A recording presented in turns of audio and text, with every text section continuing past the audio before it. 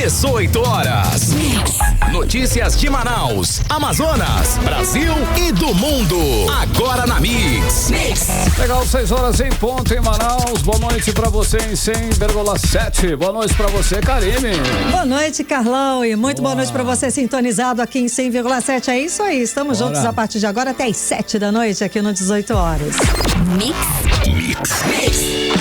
É claro que nós estamos contando sempre com a sua participação pelo nosso WhatsApp, que é o 994887592. Valendo, Karine. Valendo mesmo a sua participação. A gente quer saber o que você pensa a respeito dos assuntos que a gente fala aqui no 18 horas. E tá valendo também a sua participação para você que nos acompanha ao vivo pelo YouTube. Manda sua mensagem de texto. 994887592 é o nosso WhatsApp para você. Mix. Começando 18 horas de hoje com os destaques do dia. Estudo revela que calor, seca e queimadas triplicaram nas últimas décadas na Amazônia e Pantanal. Em todo o país, as queimadas causaram prejuízos de 1,3 bilhão de reais e afetaram mais de 15 milhões de pessoas. Os rios da região amazônica atingiram níveis críticos pela segunda vez neste mês de setembro. E a expectativa da visita de Bolsonaro em Manaus. Hora 6:01, mais uma vez, obrigado pela sua presença, pela sua participação em 100,7, pela sua audiência. Mais uma audição do 18 horas no ar. Vamos juntos com os destaques desta quinta-feira, 26 de setembro de 2024. 18 horas no ar. 18 horas. Olha aí, ó, hoje trazemos um alerta bastante importante. Um novo estudo mostra que os dias quentes, secos e com incêndios triplicaram na Amazônia e no Pantanal. A situação realmente é muito preocupante, Karine. Triplicaram, é complicado. Faz ideia, Carlão? Esse aumento acende um sinal vermelho para graves riscos no meio ambiente, que vai desde a conservação dos biomas, o clima de todo o país, até a vida das pessoas e a economia. Para a gente ter uma ideia, as queimadas já afetaram diretamente 15,4 milhões de pessoas em todo o Brasil e já causou prejuízo de 1,3 bilhão para a economia, tudo consequência das queimadas. Karine, os números mostram que as consequências da crise climática que atinge o Brasil esse ano têm produzido estatísticas espantosas. E segundo o estudo climático, a combinação de calor intenso e a seca está criando condições perfeitas para o fogo se espalhar ainda mais. Pantanal e a Amazônia estão enfrentando um dos momentos mais críticos da sua história recente, Karine. Carlão, esse estudo também revela que as áreas atingidas pelos incêndios não são apenas maiores, maior hectare e tal, uma região maior, mas também estão aparecendo com mais frequência. Para a gente ter uma ideia, esses incêndios triplicaram em comparação com os anos anteriores. O Pantanal, que já sofreu com incêndios graves em 2020, está de novo enfrentando um cenário muito difícil. E assim o futuro preocupa ainda mais. Especialistas dizem que se nada for feito para reduzir os impactos das mudanças climáticas e combater o desmatamento, essas regiões podem sofrer uma destruição ainda maior nos próximos anos, trazendo consequências, é claro, muito sérias para o meio ambiente e, é claro, também para a vida de milhões de brasileiros. Pois é, Carlão, essa combinação aí de fogo e seca aqui no Amazonas já está prejudicando o acesso a serviços essenciais como energia elétrica e abastecimento de água. A gente tem falado aqui no 18 horas que várias regiões já estão com dificuldade de ter acesso à água potável. Em várias regiões, a baixa dos rios dificulta a geração de energia elétrica e compromete, é claro, o transporte de combustível, além de afetar a captação de água para o consumo nas comunidades ribeirinhas. Olha, Karine, com isso, muitas famílias estão sofrendo com a escassez de água potável e interrupções frequentes no fornecimento de energia, uma constante. Enquanto isso, a população fica à mercê de problemas que afetam diretamente a saúde e, é claro, afetam o bem-estar e a economia local. As previsões para os próximos meses são de mais dificuldades ainda, caso não haja uma mudança climática significativa nos próximos dias, Karine. Carlão, ou seja, vamos rezar para chover novamente, porque assim como no ano passado foi que resolveu a questão das queimadas, da fumaça, da seca aqui no estado do Amazonas, foi a chuva, o período de chuva. Bom, o fato, Carlão, é que o Amazonas está enfrentando uma das piores secas da história. Isso é fato, a chuva está abaixo da média. Estamos vendo o maior número de queimados dos últimos 24 anos. Os rios rios aqui da região amazônica atingiram níveis críticos pela segunda vez no mês de setembro, como mostram, a gente viu aí as imagens por satélite. Na manhã desta quinta-feira, Karime e ouvintes, o Porto de Manaus registrou o nível do Rio Negro em 13 metros e 92 centímetros. Isso significa o quê? Significa que estamos a apenas 1 metro e 22 centímetros de atingir a pior seca já registrada, que foi no ano passado. Então o rio está realmente muito baixo. Agora nós vamos aos detalhes com o nosso repórter Odineia Araújo, que tem mais informações sobre essa crítica situação.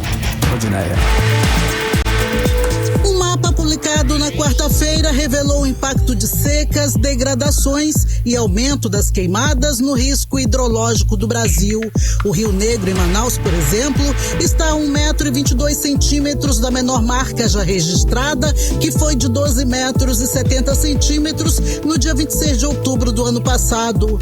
Na manhã desta quinta-feira, segundo a medição do Porto de Manaus, o nível do Rio Negro chegou a 13 metros e 92 centímetros. Mas a situação está ruim em todo o país. O material comparativo produzido pelo Laboratório de Análise e Processamento de Imagens de Satélites revelou que em apenas uma quinzena piorou a situação de estresse hídrico nos mananciais. Isso quer dizer que houve uma rápida redução no volume dos rios e reservatórios. Hoje, na maioria dos rios do país, o sinal está amarelo ou em alerta, começando a se aproximar do laranja, que é o mais crítico. Os rios da bacia amazônica registram níveis mínimos históricos. Já entre os rios aqui do estado, o Madeira já colapsou. No Alto e Médio Solimões, Juruá e Purus, a navegação também enfrenta diversos obstáculos por causa da forte seca. Apenas os rios Amazonas e Negro, por enquanto, continuam com navegação ativa. E o pior é que a crise hídrica no Brasil não deve ter melhoras reais até o final do próximo ano, segundo analistas do clima. Muita coisa vai depender do próximo período chuvoso entre novembro e abril. Odineia Araújo para o 18 horas. Você está ouvindo 18 horas. A gente sabe que, segundo os meteorologistas também, eles estão prevendo só chuvas acima da média até, mas só na segunda quinzena de outubro. O repórter André Meirelles traz agora o boletim da estiagem do estado, divulgado pela Defesa Civil. Boa noite, André. Então, temos atualizações. Conta pra gente, André.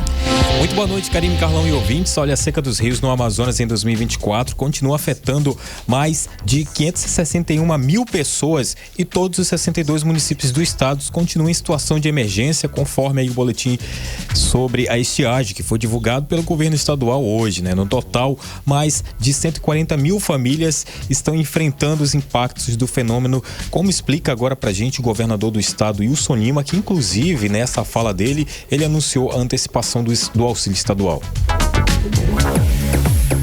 Temos 62 municípios em situação de emergência, 140 mil famílias estão sendo afetadas.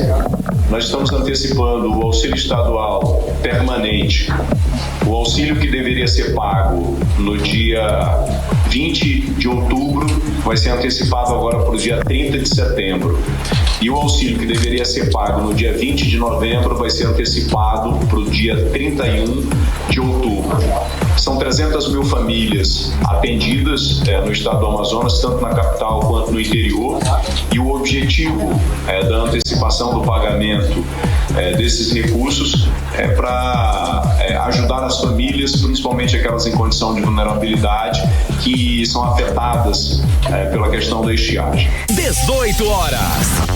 Muito bem, ouvimos a fala do governador do estado, Wilson Lima, que inclusive depois da solicitação do governo federal, ele também comunicou hoje a aprovação de 45 milhões de reais em recursos do Fundo Amazônia para o combate às queimadas aqui no estado, que vão ser destinados à implementação de brigadas de incêndio aqui em municípios do interior. Bom, neste ano o Amazonas vive um cenário ambiental crítico, isso claro devido a essa combinação da seca dos rios e as queimadas, né? Cidades têm enfrentado aí dificuldades para receber insumos, há aumento no preço de produtos e comunidades indígenas e ribeirinhas estão ficando isoladas, né? E mais só que, olha só, Karime, Carlão e ouvintes, nos próximos dias, de acordo com a meteorologista do Clima Tempo, Andréa Ramos, a previsão de chuvas, né? Isso aí pode ajudar a amenizar os efeitos da estiagem. Vamos acompanhar. Nos próximos dias aí em Manaus, chuvas essas que podem vir em forma de pancada, com trovoadas, rajadas de vento e tem até a possibilidade de queda de granizo. Isso se dá justamente pela conjunção calor e umidade favorecendo a essas instabilidades e proporcionando essas chuvas. Temperaturas variando aí em torno de seus 36 até domingo, chegando próximo dos seus 38 a 39. Já a umidade também elevada, ficando aí em torno dos seus 60% no decorrer dos próximos dias. Essa combinação calor e umidade favorece sim as chuvas e que podem ocorrer principalmente à tarde e início da noite. 18 horas. Muito bem, conferimos a fala aí da Andréa Ramos, que é a meteorologista do Clima Tempo, né? E essa, olha só, Karime, Carlão, Sim. essa previsão do tempo aí já é a partir de sábado, né? Quando, segundo essa previsão do tempo, começa aí essas chuvas, né? Mesmo que sejam isoladas, né? Isoladas são aquelas, né? Pode chover aqui, não pode chover bairro, em Alvorada, né? pode chover no centro, Pois mas pode chover na Cidade Nova. Eu tô vendo aqui no Instagram que no município de Tapauá foi registrado agora a chuva de granizo. Aí o pessoal tá aqui falando que se no bairro, né? Se no bairro das pessoas aqui se já tá chovendo, tem bairro que já tá chovendo. Aqui choveu quase agora. Aqui no exato, no Petrópolis rápido, o pessoal tá dizendo que choveu. Já são as chuvas isoladas eu saí que você de tá casa, explicando. tava chovendo. Olha aqui aí no que caminho maravilha. já parou, foi só um tantinho. Mas já alivia, né, Carlão? Lá na área aliviou São bem. as chuvas isoladas que o André tá falando pra gente, né, André? Isso, beleza. Que a gente trouxe aí na fala da meteorologista aí, Andréa Ramos, né? Que ela explicou aí que, inclusive, né, vai até segunda-feira, né? Com previsão aí de chuvas aqui na capital amazonense. Beleza. Tá ótimo. Obrigada, André, pelas informações. Valeu, André. Agora 6h12, você era o melhor Mix do Brasil e 18 horas com os destaques do dia no ar. 18 horas. Vamos falar agora de política local, os bastidores, né, Carlão? Que é muito mais legal. Cíntia Blink já está aqui com a gente. Cíntia, boa noite, Cíntia. Então, a visita do ex-presidente Bolsonaro aqui em Manaus, nesse sábado, com certeza está agitando o meio político, não é isso? Boa noite, Karime. Boa noite, Carlão e todo mundo que está com a gente na 100.7. É exatamente isso. É uma motocarreata. Bolsonaro chega a Manaus sábado, dia 28. E aí vai ter uma motocarreata num primeiro momento que está agendada aí para acontecer no estacionamento da Avan. Partir de lá, né? Da loja Avan, na Avenida das Torres. Aí, às 9 horas, eles vão se concentrar ali na área externa da Arena da Amazônia, onde vão fazer um evento com os eleitores de Alberto Neto e Maria do Carmo.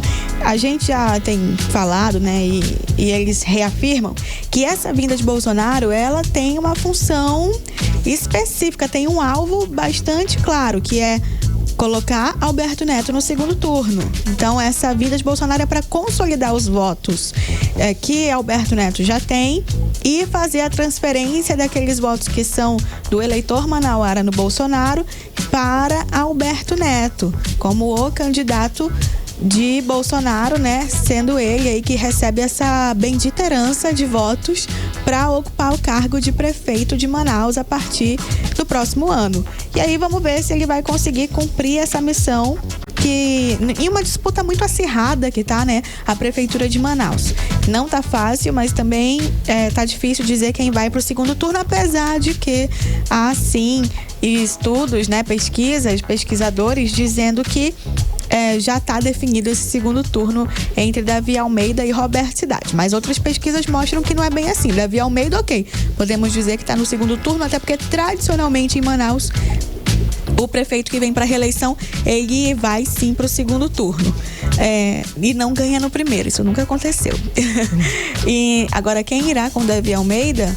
Aí é que tá a questão, né? Dia 6 a gente descobre, mas muitas pesquisas estão mostrando cidade, outras falam que há um empate entre cidade, Alberto Neto e Amomandel. Vamos ver o que acontece se a vinda de Bolsonaro, tem muita gente indecisa, né, também, né? É verdade. É capaz de consolidar aí esse segundo lugar para Alberto Neto, colocando ele no segundo turno. Vamos ver. Vamos ver. Blink, essa inclusive é a segunda eleição que nós vamos ter horários diferentes, olha só que interessante, aqui no estado. Por conta de uma decisão, inclusive, do Tribunal Superior Eleitoral que unificou a votação pelo horário de Brasília. É importante a gente lembrar desse detalhe, porque não votar dá problema seríssimo, né?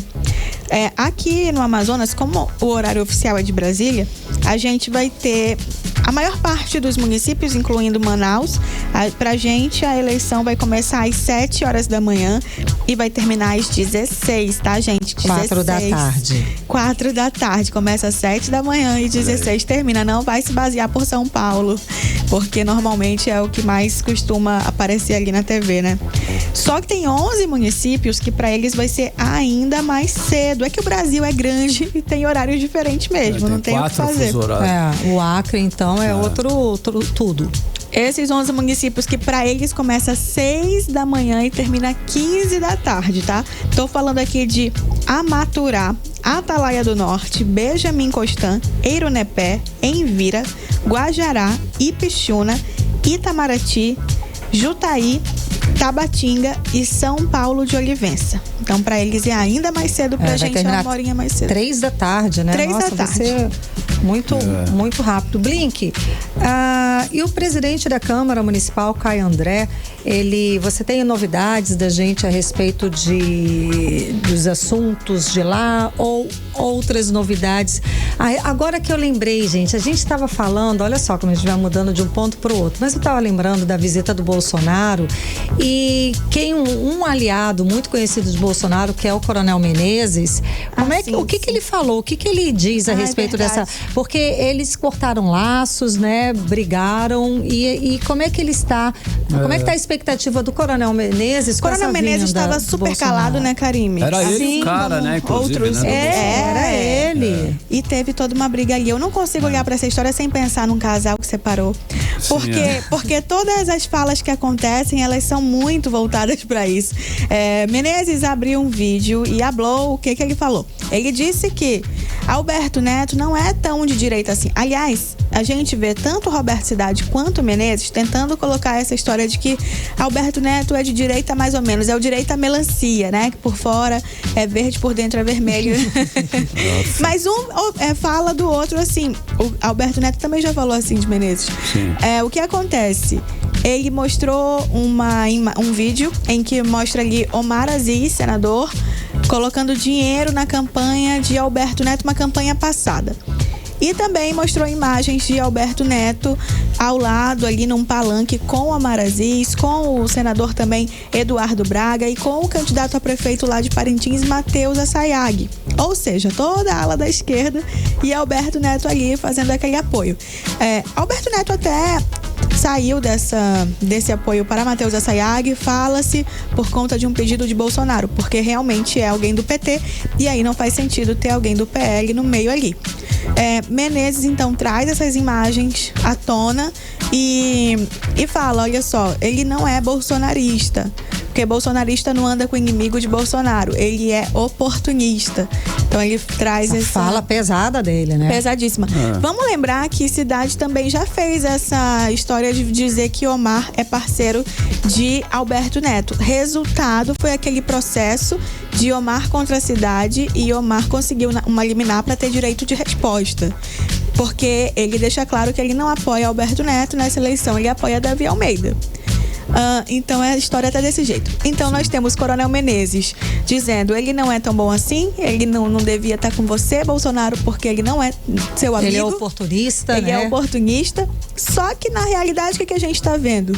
Alberto Neto, por mais melancia que Menezes diga que ele é, está se preparando para receber Bolsonaro para a campanha dele, coisa que Menezes não pode falar agora, porque tudo pode mudar. Nesse momento, né? Porque mudar tudo pode. E essa foi a fala dele. Ele que tem andado tão calado, né, Blink? É verdade. Aliás, de vício, a única que fala, que a gente escuta aí movimentar até nas redes sociais, é a Carmen, né? É a Maria, do Carmo. Do Carmo. Isso. Que é vice de Alberto Neto. Exato. Deixa eu falar também de mais uma coisinha, porque o Ministério Público, ele fez uma ação que eu achei interessante. Ele tenta impedir o uso de distribuição de cesta básica de uma forma eleitoreira e também de caixa d'água. Isso lá em Amundá, porque a gente sabe que isso não acontece no restante do Brasil, né? E aí o que acontece? Para evitar esse tipo de situação, preservar a integridade aí do processo eleitoral em Amundá, o Ministério Público fez uma recomendação ao governo do estado e às secretarias vinculadas à Defesa Civil. É uma medida ali da promotora eleitoral Ana Carolina Arruda, no sentido de impedir realmente o uso de distribuição de cestas básicas e de caixa d'água para a família em situação de vulnerabilidade. Vamos lembrar que estamos em tempo aí de seca, então por isso a caixa d'água importantíssima, lógico. Ela tá ali ao lado da cesta básica, que antes se falaria só de cesta básica, mas como a eleição está acontecendo nesse momento, inclusive já foi muito assunto por aqui, por conta de como é que vai fazer a eleição, na estiagem, as distâncias ficaram ainda maiores, o Amazonas, que já não é fácil em tempos normais, conseguiu ter mais um obstáculo para o eleitor e as urnas, e também está sendo usado aparentemente como uma oportunidade de conquistar voto por meio aí do uso da caixa d'água. Desse sofrimento, dessa situação terrível que passa a população, né? Nossa Senhora. Então, os candidatos aí a vereador e a prefeito da cidade, assim como partidos, coligações, foram todos comunicados aí sobre essa recomendação da promotora eleitoral Ana Carolina Arruda. A ação visa prevenir esse tipo de caso que, obviamente, não precisa falar, é contra a lei. E estão avisados sobre isso, que não pode fazer esse tipo de doação de forma eleitoreira. Então a gente entende aí que o Ministério Público está de olho nesse tipo de irregularidade em Amundá e no restante do Amazonas também. Tá ótimo. Legal. Amanhã eu volto com mais informação pra você. Obrigada, Blink. Até amanhã. Até amanhã. 6h21, você no melhor mix do Brasil. 18 horas. Olha só, noticiamos aqui o caso da babá que foi encontrada morta no bairro Tarumã, na Zona Oeste, em agosto desse ano, Karine. Exato, Carlão. E hoje a Polícia Civil divulgou novos detalhes a respeito desse caso e o repórter André Meirelles acompanhou a coletiva da polícia e traz os detalhes pra gente. Boa noite, André. Então, qual é a atualização? Boa noite mais uma vez. Olha, a Delegacia Especializada em Homicídios e Sequestros da Polícia Civil aqui do Amazonas prendeu ontem Antônio Shelton de Oliveira Lopes, de 25 anos, por participação no homicídio e ocultação do corpo da babá, que tinha 20 anos, né? A Giovana Costa Martins, que foi morta em agosto, como vocês falaram. As investigações apontam que Antônio Shelton colaborou com a patroa da vítima no crime, né? Inclusive, Shelton é apontado como a pessoa que ajudou aí a patroa, né, de 33 anos, que era Camila Barroso da Silva, né, na morte da Giovana, que inclusive a patroa dela continua presa aí desde o dia 28 de agosto deste ano por ser a principal suspeita no crime. Vamos acompanhar os detalhes na fala do delegado titular da DHS, Ricardo Cunha. Rapidamente, a gente, em apenas 3 dias, já identifica o primeiro envolvido, que era a sua patroa, e ela é presa no dia 28 de agosto. Agora, passado esse tempo, a gente finalmente esclarece, né, todo esse crime, todos os envolvidos nesse crime, com a participação do Antônio Shelton e do Eduardo, que são os outros 2 envolvidos nesse crime. O Antônio Shelton passou por interrogatório, ele nega, ele joga toda a culpa para cima do Eduardo, mas a gente tem material suficiente aí para colocá-lo na cena do crime. Agora ele segue para audiência de custódia e fica à disposição da nossa justiça. 18 horas. Tá, então a gente conferiu a fala do delegado Ricardo Cunha, titular da DHS, que é a Delegacia de Homicídios e Sequestros, trazendo essa atualização de mais um preso suspeito aí de participação na morte da babá, da Giovana, uma jovem de apenas 20 anos. Só que ainda de acordo com a Polícia Civil, há uma quarta pessoa suspeita e se trata do Eduardo Gomes da Silva, e a polícia também solicita que quem tiver informações pode entrar em contato pelo 181, né? E a identidade da informação vai ser mantida em sigilo, Karine Carlão. Obrigada, André Meirelles, pelas informações. Agora 6h24, você no melhor mix do Brasil. 18 horas. Legal, continue aí em 100,7. Daqui a pouquinho, olha só, Manaus vai sediar Encontro Nacional de Motociclistas no próximo sábado. Detalhes em instantes para você aqui no 18 horas. Ok, agora nós vamos conferir a previsão do tempo para amanhã. Amanhã, sexta-feira, hein? Com você, Karine. Previsão do tempo. E segundo informações do Clima Tempo, para amanhã a previsão é de sol com algumas nuvens durante o dia. E de noite o céu também fica com algumas nuvens, mas, gente, não chove, tá? A mínima prevista é de 27 graus, a máxima pode chegar a 36 graus. A umidade relativa do ar fica entre 47% e 89%. Olha só que legal, no próximo sábado, dia 28, acontece o segundo Encontro Nacional de Motociclistas aqui em Manaus, lá no pódio da Arena da Amazônia, Karine. Exatamente, Carlão, e o evento é beneficente, tá? Legal. E vai ajudar duas Melhor instituições aqui em Manaus. E para falar mais sobre o assunto, vamos conversar com o coordenador do evento, que é o Fábio Margarido. Boa noite, seja bem-vindo aos estúdios da Mix. Obrigado pelo convite. Imagina, a gente é que agradece e já parabeniza pelo evento e tal. Conta pra gente, essa já é a segunda edição do evento. Como é que está a expectativa? Expectativa muito, o hype tá lá em cima, né? Nós temos o primeiro evento que aconteceu aí lá no Aeroclube de Manaus, né? No ano passado. Nós tínhamos uma expectativa, fizemos um evento para 500 pessoas, a gente recebeu ali 1.500 pessoas naquele evento, foi muito maravilhoso. É um evento beneficente, nós temos duas instituições que serão beneficiadas aí pelo evento, né? Pelo Manaus Motorcycle Day, que recebe a sua segunda edição. Nós faremos esse evento agora lá na Arena da Amazônia, né? E expectativa de maior público do que o primeiro. Expectativa de maior público, a gente está aguardando aí em torno de 5.000 pessoas nesse evento. Bacana, hein? Que legal. Muita gente. Agora, você falou de duas instituições, né? Quais são e como são, né? Como surgiu essa iniciativa, na realidade, assim? De onde vem essa ideia maravilhosa? Essa iniciativa surgiu por um amigo nosso chamado Coronel Rosses, juntamente com o irmão dele, o delegado Péricles.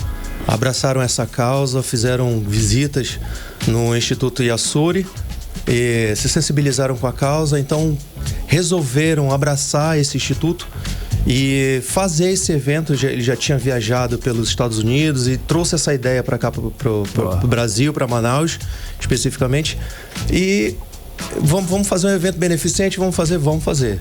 E aí surgiu a primeira edição e aí a gente vai para a segunda agora, então, tudo maior. Maravilhoso. Então é o Instituto Iasuri. O Instituto Iasuri que cuida de crianças com lábio leporino, a cirurgia. Legal. E temos também um lar infantil Monte Salem. Certo. Cada história mais que acolhe as crianças. Que apoia as crianças em situação, né? Isso, em situação acolhe de as crianças vulnerabilidade e tudo. Muito bom, então, né? São essas duas instituições que vão ser assistidas nesse evento agora de sábado. São essas duas instituições. Maravilhoso. E o evento, eu sei que vai ter praça de alimentação e show. Conta pra gente, o que vai acontecer lá? Bom, a expectativa, geralmente, voltada pro público motociclista, as pessoas pensam assim, vai ter rock. Vai ter música eclética, vai ter. Nós teremos aí 4 atrações, né? São bandas da cena local que estarão fazendo shows. Né? Nós vamos ter a Rockaholics, vamos ter a Cover Set, vamos ter aí The Allen Brothers, que é um cara fantástico que toca música country. E vamos ter aí 2 DJs na cena local também, que é o Marcelo Monteiro e deixa eu ver aqui. Confere, não pode ficar. Marcelo Monteiro. Não pode ficar de fora. E o Orlando Filho. Olha aí, Orlando Filho, não pode. Brother. Tudo vai acontecer, gente. E aí, pra abrilhantar mais a noite, a gente vai ter ali o Vanderlei Andrade, que legal. fazendo aquele show a partir das 11 horas da noite. E para fechar a noite vai ter aí a banda Darius. Belo evento, hein, cara? Vai ser massa, vai ser muito, muito, muito massa. Pro público todo, né? Porque todo. ainda tem praça de alimentação, Sim. tem isso tudo, né, Carlão? Uma grande festa. Agora, Fábio Margarido, vamos aos serviços. O evento é aberto ao público em geral, ok? Nesse sábado, dia 25, a partir lá do pódio da Arena da Amazônia, não é isso? Explica pra gente aí os detalhes. A partir de 1h. Isso, vai ser no dia 28, Carlão. 28. Próximo 28. sábado. Isso, dia 28, próximo sábado. Isso. E... Hoje é 26, já? É, 26. Foi mal aí. É 28. E nós teremos a praça de alimentação, teremos as atrações. Nós estamos vendendo os ingressos, já estão disponíveis no site flyingressos.com. Você faz seu cadastro e compra aí quantos ingressos você precisar para sua família. Certo. É um evento aberto ao público, né? Esse valor é um valor simbólico que nós estamos cobrando aí, que assim, você ter várias atrações, com uma atração nacional por R$20, eu acho um preço bem simbólico. E é legal a causa, né? Você sabe que vai ajudar essas duas instituições, isso é bacana. Exatamente. Estão disponíveis também no nosso Instagram, nós temos um link no nosso Instagram. O Instagram do evento é o Manaus Motorcycle Day. Né? É só entrar lá no Instagram que você pode ser direcionado à página da compra do ingresso. E também na hora lá vai estar para vender. Na hora também vai estar para vender. Se quiser lá, vamos, tá de bobeira, vamos passar, vamos lá, vamos conferir o evento. E vai ser muito bem-vindo. Pois é, olha, um show bacana, legal, ainda cara, vamos ajudar as instituições. O evento começa a partir de 13 horas, 1h da tarde, e a previsão é até às 2h da manhã. Olha aí que balada. Então beleza. São mais de 12 horas aí de evento. Maravilha. Então você pode escolher o horário que estiver bem aí no seu dia e aproveitar. Aproveita. E lá tem o horário das bandas e tudo no site? Tem toda uma programação. No nosso Instagram tem toda a programação também. Repete então o Instagram, porque é pra gente conferir os horários. Arroba Manaus Motorcycle Day. Legal. Ótimo. Pronto. Muitíssimo obrigada pela sua presença. Parabéns, hein, cara, pelo evento. Parabéns. Nós é que agradecemos em nome aí do Coronel Rosses e o delegado Péricles essa oportunidade da gente estar à frente desse grande evento. Valeu, imagina, cara. Parabéns, obrigada, Valeu. Boa noite, sucesso. Valeu. Esperamos vocês lá, hein? Com certeza, pode contar que a gente vai. Conversamos com o coordenador do segundo encontro de motociclistas em Manaus, Fábio Margarido. Agora 6h31, você no melhor mix do Brasil. 18 horas. E agora nós vamos para Brasília, Karine. Simbora, Carlão, vamos para Brasília. Vamos conversar com o nosso correspondente, o jornalista Carlos Eduardo Matos, Cadu. Boa noite, Cadu, tá aí com a gente? Olha aí, que bonito, já dividindo a tela com a gente. Ao vivo e em cores. Exato, bom te ver, Cadu. Então, a gente sabe que o Brasil está enfrentando a maior seca da história, com aproximadamente 1/3 do território em situação de seca intensa. Isso sem falar das queimadas que estão destruindo os biomas aqui do Amazonas, da Amazônia e do Pantanal. Bom, e claro que no meio disso tudo, a ministra Marina Silva está na berlinda. Só que agora piorou a situação pro lado dela, porque ela também foi alvo de críticas dentro do PT. É isso, Cadu? Conta pra gente. Boa noite, Karime. Boa noite, Carlão. Boa noite, ouvintes do 18 horas. Karime, é o presidente Lula, só ele que mantém Marina Silva no cargo de ministra do Meio Ambiente, né? Eles são amigos de longa data, porque Marina Silva não é e nunca foi uma unanimidade dentro do PT. O amor acabou já tem um tempo, viu, Karime? Na época da eleição, apesar da cúpula do PT ter advertido, Lula chamou Marina para caminharem juntos no segundo turno, vocês lembram? Sendo ela um nome forte dentro da comunidade acadêmica, das comunidades defensoras do meio ambiente, enfim. Isso puxaria esses grupos de eleitores para Lula no confronto direto com Bolsonaro. E Marina é vista dessa forma, como um nome, Karine, e não como gestora. É por isso que Marina está fritando dentro do governo, dentro da cúpula do PT, pela incapacidade de conter uma das maiores crises ambientais da história do país. No Palácio do Planalto, Karime, alguns ministros estão vendo o surgimento desse novo cargo de autoridade climática como uma oportunidade de mexer na pasta ambiental do governo. Tem ministro aconselhando Lula a colocar Marina nesse posto de autoridade climática, que é um cargo mais idealista, mais acadêmico, é mais o perfil da Marina Silva, né? E na chefia do Ministério do Meio Ambiente, alguém especialista na área, mas com perfil mais executivo, mais operacional, mais pé no chão. Então, seria essa uma tentativa de conter a crise, de diminuir as crises contra as críticas, né, contra o governo pela inoperância, sem tirar o empoderamento de Marina Silva. Agora, falando também em meio ambiente, Karime e Carlão, hoje o governador Wilson Lima ele teve uma reunião virtual com ela, com a ministra Marina Silva e também com o ministro da Casa Civil, Rui Costa, onde foi definida a liberação de 45 milhões de reais do Fundo Amazônia. Ora, veja só, né? Dinheiro de Nárnia vindo nos ajudar. Apareceu. Mas ele pode sumir também, né? Perlim-pim-pim, né? Pode sumir do nada, do Neida, né? Do Neida. Então, esse recurso ele vai ser usado na contratação de mais brigadistas para combater o fogo em 21 municípios do interior do estado. Então, segundo o governo federal e também segundo o governador Wilson Lima, esse dinheiro já foi liberado, já está autorizado para fazer o pagamento, mas agora o governo estadual, o governo do Amazonas, tem 60 dias para assinar o contrato. Karime e Carlão. Ei, Cadu, olha só, um relatório do Transparência Brasil revelou que os tribunais pagaram aos seus juízes e desembargadores pelo menos 4,47 bilhões de reais. Olha essa quantia aí, acima do teto constitucional. Agora, o Corregedor Nacional de Justiça, que é o Mauro Campbell, ele cobrou explicações dos tribunais de justiça dos estados e do Distrito Federal sobre esses salários pagos em 2023. Cadu, ele vai ter algum tipo de resposta e ele deu inclusive um prazo para receber as explicações. Cadu, vão passar batido? Vai dar certo ou não? Não, o Mauro Campbell, amazonense, todo tem mundo moral, sabe, né? Ele deu prazo aí, tem moral, tem peso. Ele deu 30 dias, viu, Carlão? 30 dias de prazo. Os presidentes dos tribunais de justiça dos estados, incluindo do Amazonas, do Distrito Federal também, vão ter que explicar os mecanismos jurídicos que foram usados para pagar esses super salários.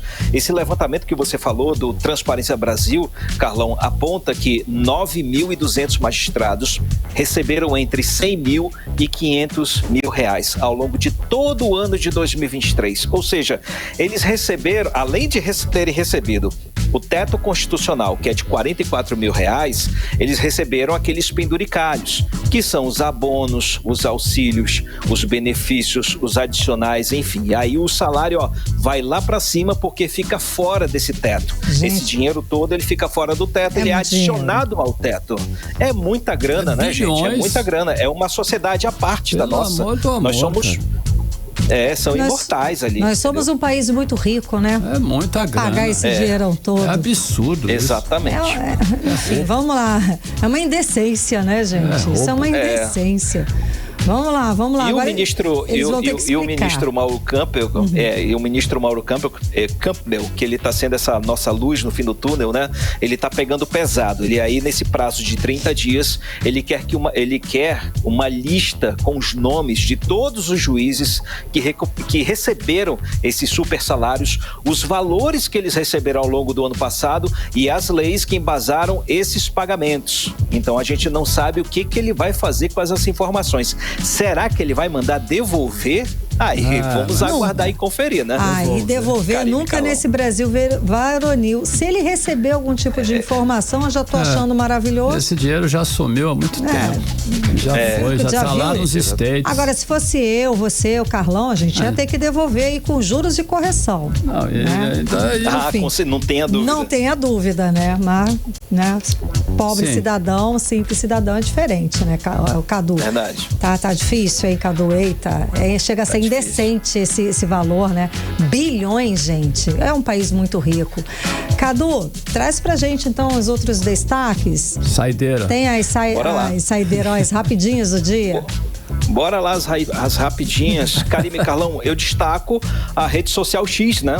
O antigo Twitter, que anunciou hoje que cumpriu todas as exigências do ministro do STF, Alexandre de Moraes.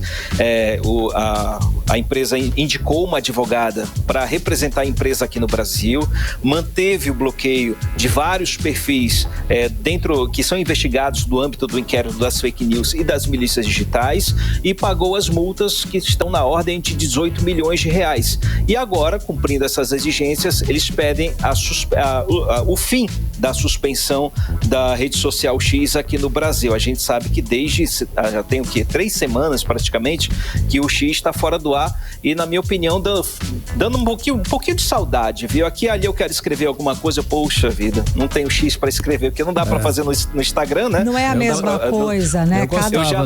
Faz muito tempo que eu não frequento o Facebook e queria muito escrever, e eu não sou muito habituado ao Threads, né? O Threads está novo aí, aquele também do não, Sky, eu acho ainda que não pegou ainda. Eu acho que não bombou, é porque tem coisas que é o perfil do X, que era o antigo Twitter. Do X. Que é o textinho rápido. E o X é mais limpo que esses o textinho rápido, é lá que as pessoas fazem pronunciamentos até oficiais, né? A gente sabe, esses sai outros falando. Têm muita mídia, muito comercial. Os outros é mais foto, é um outro perfil. O perfil do X mesmo é essa falta que você está sentindo, Cadu, de escrever.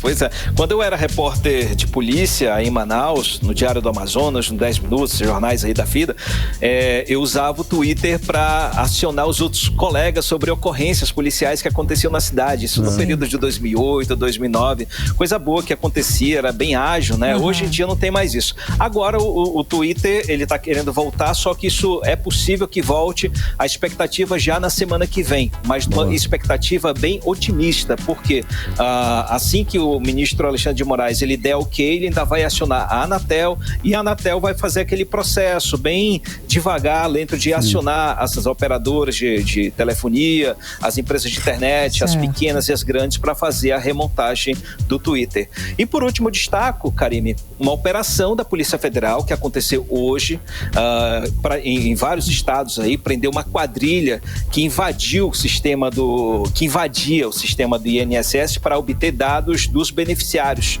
Foram cumpridos aí 17 mandados de prisão e 26 de busca e apreensão em vários estados, em 8 estados e também aqui no Distrito Federal. O que nos chamou a atenção é que essa quadrilha, ela usava hackers para invadir o sistema do INSS e também com a ajuda de servidores, de funcionários do INSS, e de posse desses dados, eles vendiam para terceiros. E o que me chamou? É aquilo que quando o aposentado ele acessa o INSS, ele recebe a aposentadoria, recebe aquela ligação de alguém, sei lá de quem, dizendo, olha, nós temos um empréstimo aqui pronto para você, vem aqui buscar. Quem é aposentado sabe que todo mês está recebendo ligações. E da onde vem quem sabe do número dele, são essas quadrilhas, são essas pessoas de dentro do INSS que vende o teu nome e os teus dados para essas quadrilhas. Por isso que eu estou falando desses dados, chamou a atenção.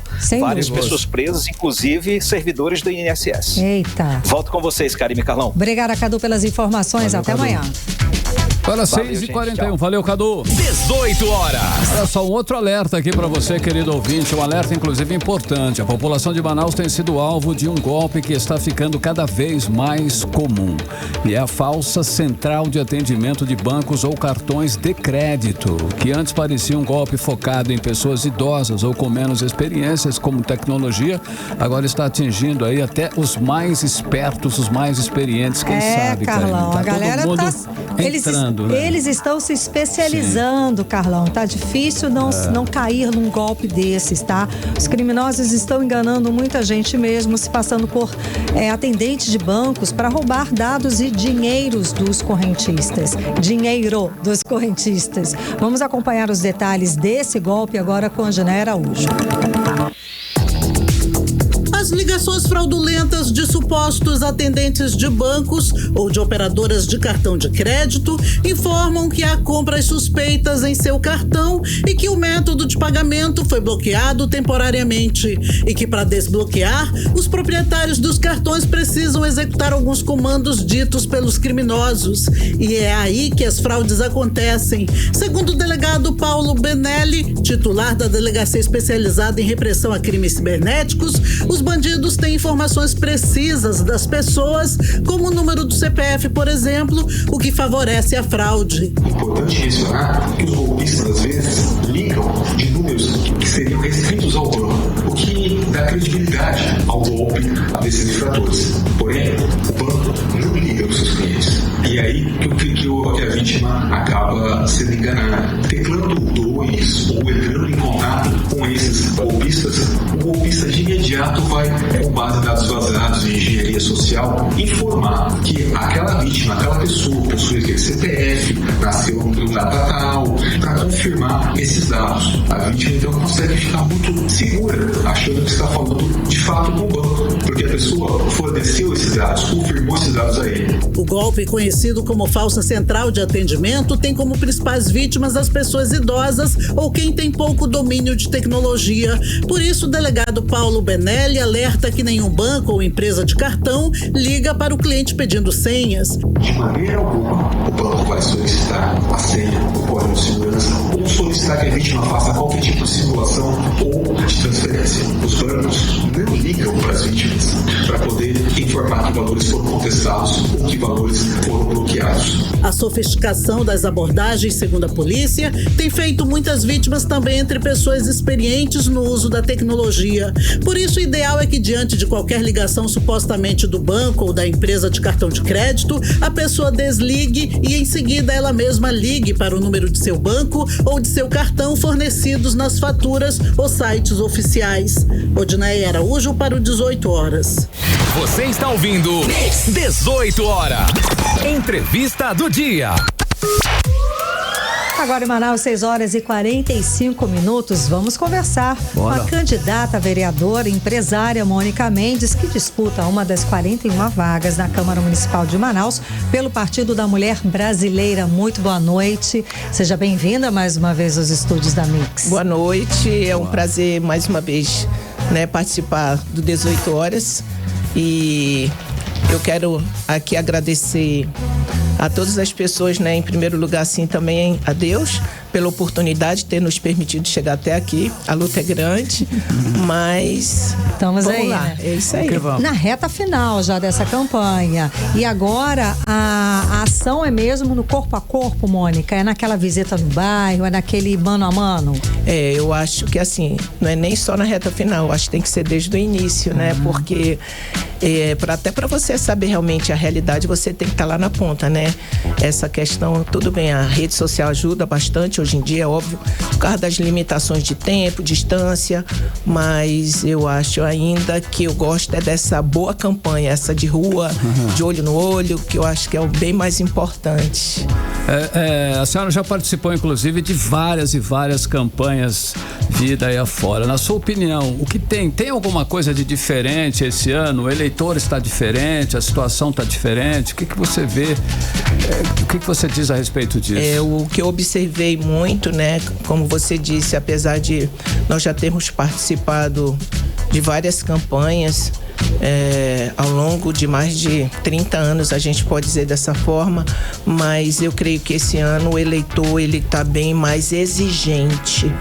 O eleitor está observando, acompanhando realmente as propostas dos candidatos. Se a gente for analisar todas as pesquisas, principalmente de vereador, eu sempre coloco isso.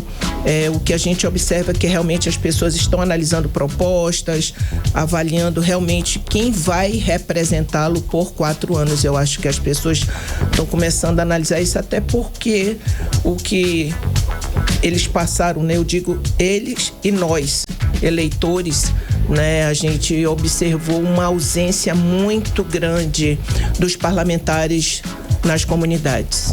Nos últimos anos, isso realmente acho que tem sido forte, Então, esse critério, ou seja, o eleitor está mais criterioso e até com essa consciência de cidadão, é isso que você percebe? Eu percebo exatamente isso, até porque quando a gente chega nas comunidades, principalmente as mais distantes, quando a gente chega para se apresentar como candidato, levar nossas propostas, eles ficam meio assim... Ainda desconfiados?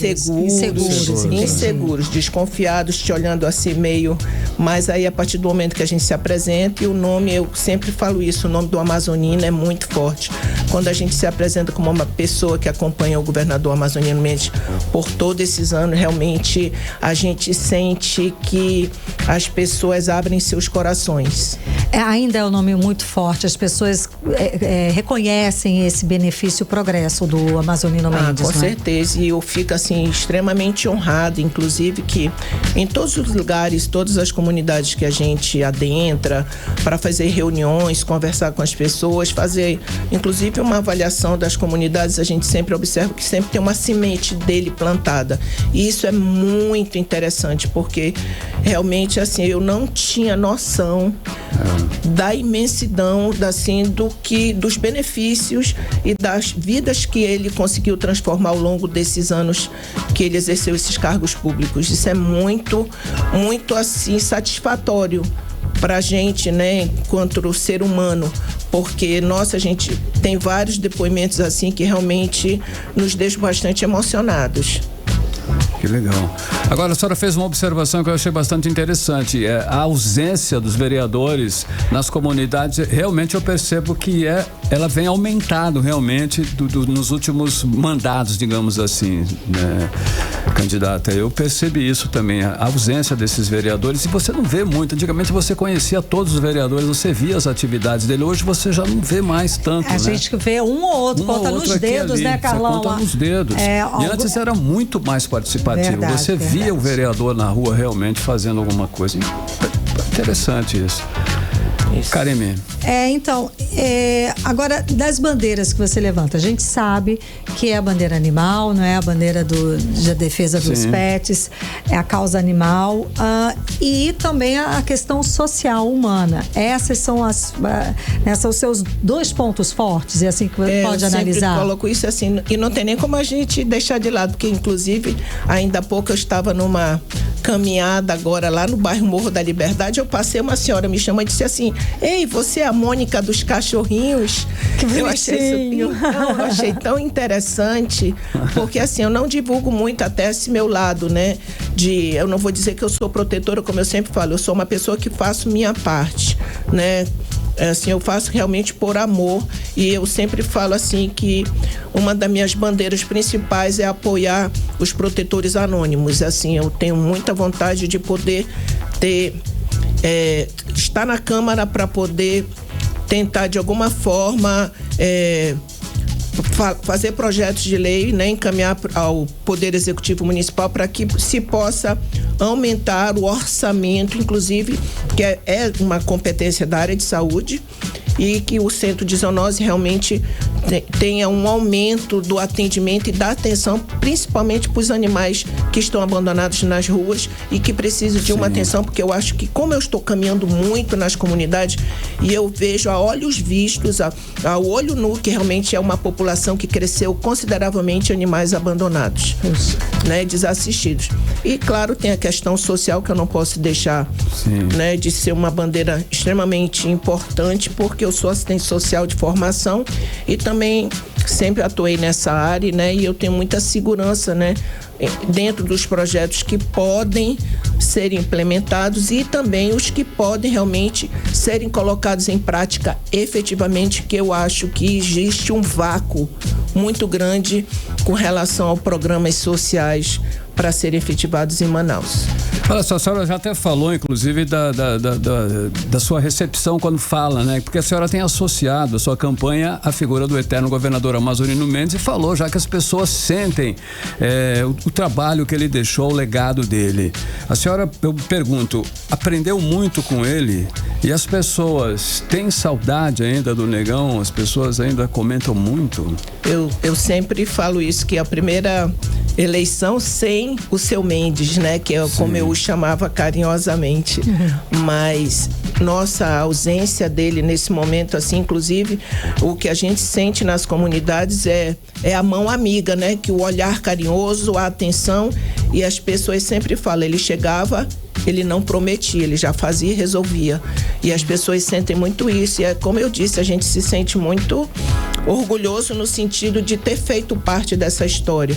Então eu me sinto muito segura quando eu entro nas comunidades e existe esse respeito, esse carinho com relação ao amazonino. E eu não tenho como me furtar do sobrenome Mendes, porque, como eu disse, eu carrego com muito orgulho, né, dentro do meu sangue, não só, né, como sobrenome, mas como uma pessoa que efetivamente atuou ao lado dele. Então eu tenho essa carga de experiência que eu me sinto muito segura e preparada para exercer o cargo, né, um mandato de vereador, assim, se o povo, né, escolher e Deus permitir. A senhora acompanhava ele nas campanhas e também acompanhava ele durante o governo dele, durante a gestão dele, não é isso? Exerceu o cargo, não é, amor?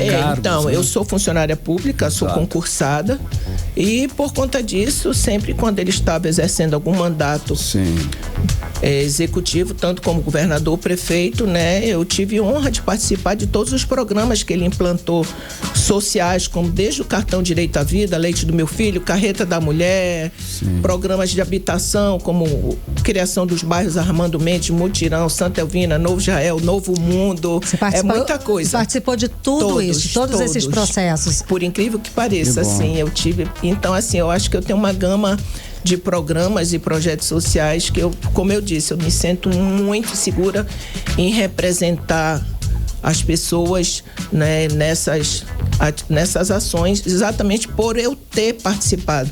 Eu posso dizer assim que eu aprendi fazendo. Boa. Se você pudesse citar um grande aprendizado que você teve dessa convivência com o Amazonino Mendes. Eu sempre falo, inclusive, isso nas minhas reuniões e sempre me emociona, porque uma das últimas conversas que eu tive com ele, numa mesinha que ele gostava de sentar, ao final de tarde, né, olhando a beira do rio, ele me disse assim mesmo: minha filha, nunca deixe de acreditar e sonhar. Boa. Porque é o que eu estou fazendo e é o que eu tentei fazer até o fim da minha vida.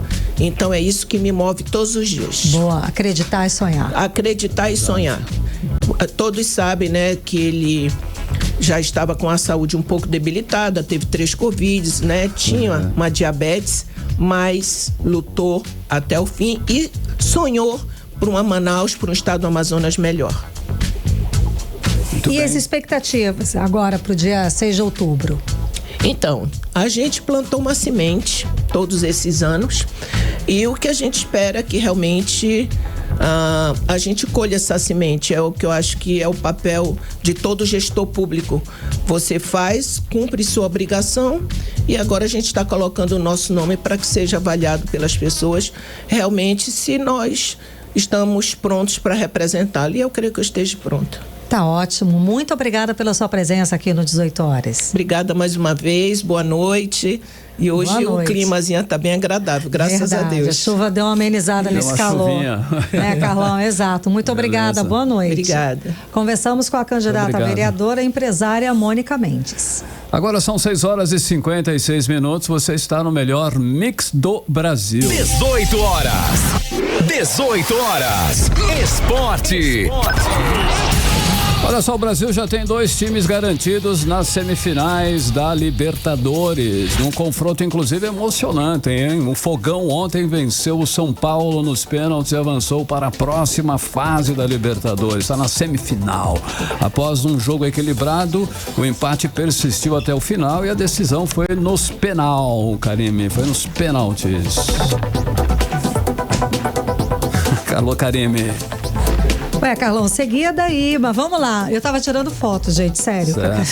No outro duelo entre brasileiros, o Atlético Mineiro venceu o Fluminense com uma vitória por 2-0, gente. O Fluminense até tentou pressionar, mas a defesa do Atlético conseguiu segurar a equipe carioca. Com esse resultado, o Atlético segue firme na competição, avançando para as semifinais. Olha só, a emoção da Libertadores continua hoje, hein, Karime? Hoje é a vez de quem, Karime Leão? Flamengo, hein? Nossa, Flamengo tá difícil a situação, tá bichinho. ruim. Olha, tá mas difícil. Tudo bem, vamos lá, a gente segue acreditando. Ele vai pegar logo o Peñarol, cara. Não é? Vamos lá, buscando aí a sua vaga entre os 4 melhores times do continente. A torcida rubro-negra está, inclusive, confiante. Viu que a Karime tá super confiante. Sempre. E espera mais uma grande atuação da equipe comandada.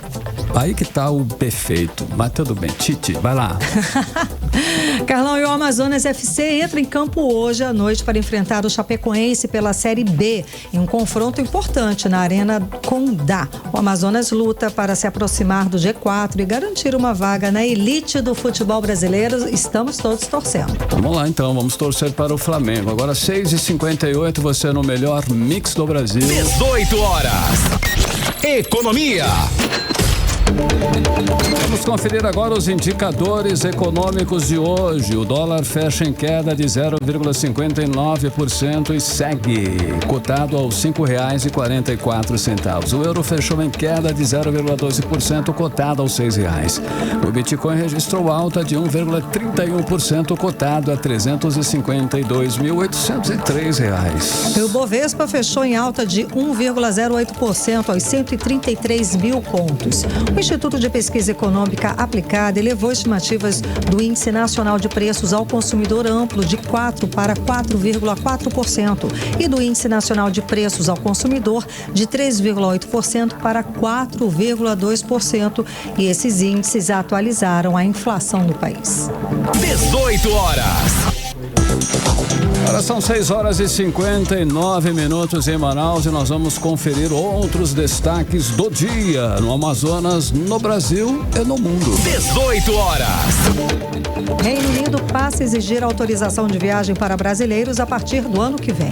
No Brasil, o ministro da Fazenda quer impedir apostas com o uso de cartão de crédito. Chanceler de Israel rejeita cessar fogo para conflito do Hezbollah no Líbano. Na Flórida, milhares de pessoas deixam casas por causa do furacão Helena, que deve ser um dos piores do último século. Mix. Agora em Manaus, 6h59. Seguimos direto para o editorial 18 horas. Editorial 18 horas. Olha, um levantamento da Confederação Nacional de Municípios divulgado hoje mostra que as queimadas afetaram diretamente 15,4 milhões de pessoas no Brasil e causaram prejuízos de 1,3 bilhão à economia do país. Os números mostram que as consequências da crise climática que acomete o Brasil em 2024 têm produzido estatísticas espantosas. E apesar de elevados, os números podem ser ainda maiores. Segundo a Confederação, a maioria das cidades ainda não disponibilizou as informações necessárias. O problema das queimadas ainda não terminou e não parece ter prazo para terminar. Portanto, é cada vez mais urgente que as autoridades tomem providências mais efetivas para evitar que no ano que vem tudo se repita novamente. Para isso é preciso, sim, também que os responsáveis respondam por seus crimes de acordo com a lei. A impunidade tem ajudado e muito a piorar essa triste situação. 18 horas. 7 em ponto, Karine. Boa noite. Boa noite, até amanhã, um beijo. Até amanhã. Você ouviu 18 horas. As notícias do Brasil e do mundo. De volta amanhã.